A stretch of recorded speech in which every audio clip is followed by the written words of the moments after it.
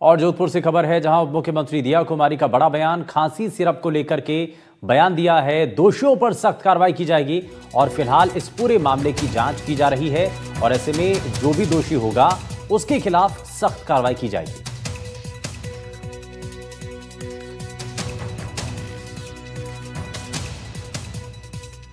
इन सब चीज़ों की जो है, इसमें सब इन्वेस्टिगेशन जारी है। इन्वेस्टिगेशन की जो भी रिपोर्ट आएगी, अगर कोई भी जिसने गलत काम किया है, अगर किसी का कोई भी ऐसा क्राइम है जो सामने दिख रहा है या साबित होता है, तो निश्चित रूप से हमारी सरकार तो पहले भी कार्रवाई करती आई है और बहुत ही सख्त कार्रवाई होगी। कोई भी इस तरह का गुनाहगार होगा या क्रिमिनल होगा, उसको बख्शा नहीं जाएगा।